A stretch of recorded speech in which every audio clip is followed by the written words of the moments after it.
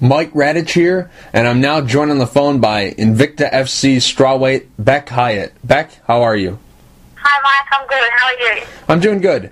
Bec, you got a fight coming up at Invicta FC 4 on January 5th against Carla Esparza for the Invicta FC Strawweight Championship. This is going to be your first time fighting in the United States. Is this your first trip to America? Yeah, it's my first trip out of Australia, actually. Mm-hmm. And you're in the United States right now. How was the flight over from Australia to here? The flight was long and boring, but it wasn't as bad as I was expecting. I managed to get some sleep on the plane, so I'm feeling good. I'm not even jet lagged or anything, so that's a bonus as well. Mm-hmm. And if I'm not mistaken, it's summer over in Australia right now, correct? Yeah, it's summer. My family members are actually lying by the pool in their bikini while I'm eating my dinner at night, so it's very strange. Yeah. How have you been able to get acclimated to your surroundings and, being in a different time zone? I've adjusted quite well, actually. I've never been around snow before, so that was a weird feeling, but it's really cold, but I'm just layering up and just trying to... We pretty much had the flight worked really well so that we arrived in Kansas City at night time, so we were buggered from the flight anyway, so we slept all night and just woke up normal time, so we were pretty well adjusted. And how are you enjoying our country so far? It's awesome. Everyone's so friendly. The service is awesome. I'm enjoying it. I don't think I've been called ma'am so many times in my life for the past few days that I've been here, so it's very weird, but I'm loving it. Now to the fight itself. How excited are you, this being your first time fighting in the United States, to put on a good show for the American fans? I'm really excited. I'm not even nervous. I'm more excited to get in there. And yeah, like you said, I can't wait to put on a show and just prove to these people that are saying, oh, I'm not ready and this looks bad. It looks bad on paper, blah, blah, blah. I'm ready to get in there and prove us Aussie girls are tough and you don't win fights on paper. And I like being the underdog, so I don't mind at all. And how about just getting the exposure? Because, a lot of American fans probably don't know who you are, and January 5th is going to be the first opportunity they have to see you fight. Yeah, the exposure's great. As soon as I signed on to fight Carla, I think my likes on my Facebook page skyrocketed. So the exposure's been great, and the American fans are really nice and they're really supportive. I thought I'd be like the enemy because I'm fighting a US girl, but no, they've been really good. Now, you were originally supposed to fight on the undercard of this event, and then you got the call to fill in for the title on January 5th. But let's go back to when you got the call. When and how did you get the call to fill in for this fight? I woke up to a message from Janet, the matchmaker of Invicta, at 5 a.m. in the morning, and it just said, check your email. So my husband/manager opened up the email and it started to load, and I was fiddling around on my phone on Facebook, and I seen that Claudia had been injured, and I'm like, oh no, Joanne's taken the fight, and I'm left without an opponent. I was thinking the worst, and then once we got the email up, we actually read that everyone else turned the fight down and offered the fight to me, and it was like a last-ditch effort to find an opponent for Carla, so, and it was like a relief and then excitement all in one. Were there any doubts about taking a fight on such short notice against a very dangerous opponent, or were you just immediately, when I get the call, I'm just going to dive right in there? What were your thoughts when you got the call? Immediately I was ready to dive right in there. We couldn't confirm anything until we got hold of my trainer, but I was keen to get in there and just lap up the opportunity. It's a huge opportunity, and it's too big to pass up, so I was definitely keen straight away. But it took a while. It took us about an hour to get back to Invicta because we couldn't get hold of my trainer because it was so early in the morning. But in the end, we couldn't wait any longer, and we confirmed that we'd take the bout and just asked that they kept it private until we got hold of my trainer, so he didn't wake up and find out his girl's fighting for a title all of a sudden. Right. You said that they had called some other people and they were having trouble finding. Had they not come call you, would have you called them? Yeah, most definitely. I would have put my hand up. I see. And now to your opponent, you're fighting Carla Esparza. What are your thoughts about her as an opponent? Look, she's a great athlete. She's a great MMA fighter. Her wrestling is bar to none.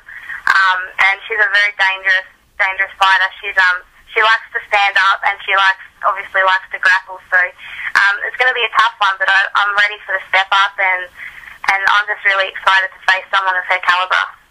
Obviously, you wouldn't have taken this fight if you didn't think you were going to win. Where do you think you have the advantage in this fight?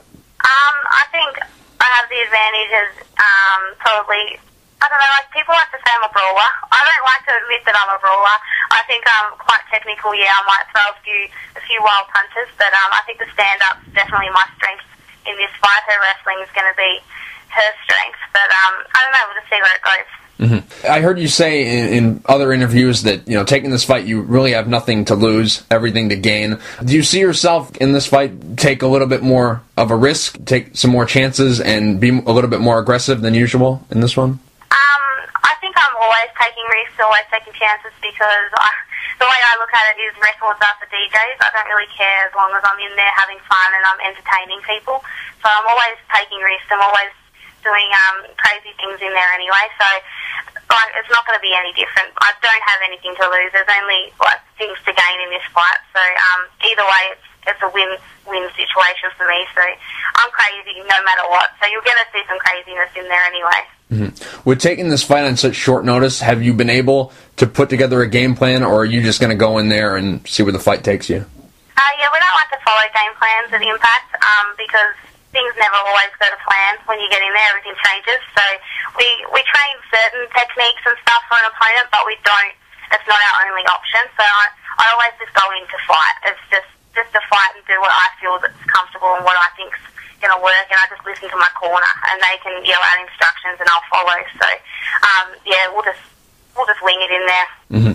Is that another reason why this kind of worked out for you, taking this fight on short notice, because you weren't married to a game plan, so to say, with your other opponent, and now it's not that big of a deal that you have a different fighter in front of you? Yeah, that's exactly right. I don't just train one thing. I train everything and make sure I'm ready for all aspects of the game, because it is MMA and anything can happen. So that's a big part as well. I don't mind taking this fight. Couldn't pass up the opportunity anyway, but I'm ready no matter where it goes. Now, I know the title is what you're going to be most proud of if you win it, but as of right now, what are you most proud of? Is it being the first Australian fighter to sign with Invicta? Is it being the first Australian fighter to headline an Invicta card? Or is it just the opportunity to fight for the first ever Invicta Strawweight Championship? Probably being the first Australian to break that market and actually tap into the US and get a good opportunity like this. I'm probably the most proud of it. It's taken a long time, and I've worked really hard marketing and just trying to improve my overall game. So I think probably representing Australia and being the first is probably my biggest achievement. When you signed Invicta right away, started promoting you heavily, could you talk a little bit about how the organization has been treating you? Invicta are amazing. They have looked after me from the word go. From when I was in Australia and I had, stupid, retarded questions I didn't know about, they'd get back to me as soon as they could, even with the time difference. Any questions I've had, they've answered. And as soon as we got into Kansas City, the driver was there ready, picked us up, took us to the nicest hotel room I've ever stayed in. And pretty much just anything we've needed, they've supplied. So, and I've got a Christmas package, I've got some warm, snuggly hoodie and a beanie and stuff. So yeah, they've been amazing. Your pro debut was a loss back in October of 2011. Just curious, what did you learn from that fight? Probably don't take fights that are 2 weight divisions above you. that was a big lesson. And I went in there with too much aggression, too much of I'm going to rip your head off, and I just went in there and I just threw down. It was a fun fight, and I had the best time. But if I could go in there again, I'd be more calm and more relaxed and know what's going to happen and not just make silly mistakes like circling off with your hands down, just stupid things like that. So, but yeah, definitely do not take fights that it's against huge Amazons. The reason I asked is because that was a problem with a lot of the female fighters that Invicta has on their roster right now, is outside of that organization they couldn't find fights at their weight class. So that's why I asked. And being with Invicta now, that's going to be a better fit for you, being able to fight people in your own weight class. Is that a major reason that you're excited about being in Invicta, is that they're going to get you fights that not only make sense but are at your weight? Most definitely. Now I don't have to worry about, searching for opponents or girls that are training that are my weight, because there's probably two in Australia. We've had to search high and low for opponents. So now knowing that I'm signed to Invicta and I don't have to worry about that aspect, I'm always going to have a fight and I'm always going to be looked after and well matched. It's a great lift off your shoulders.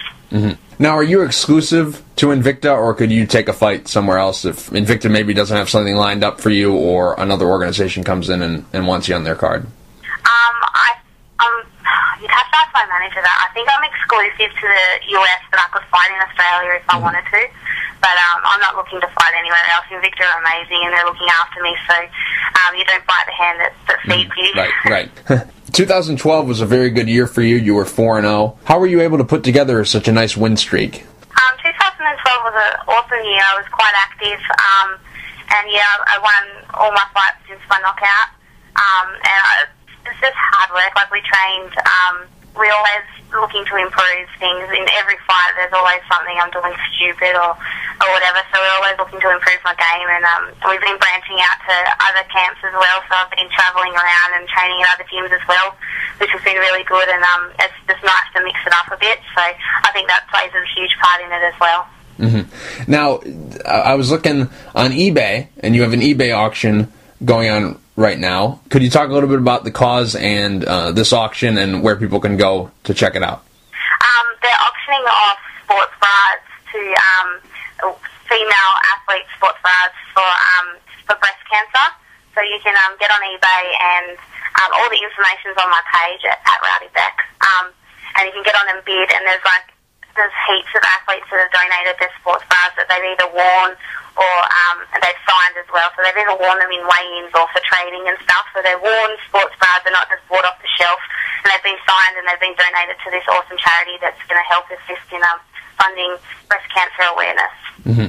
There's 37 bids right now, $310 it's up to. There's 4 days and 10 hours left. Did you think that there would be so many bids this early right now, or was that something that you were aware of, that it was going to be this high?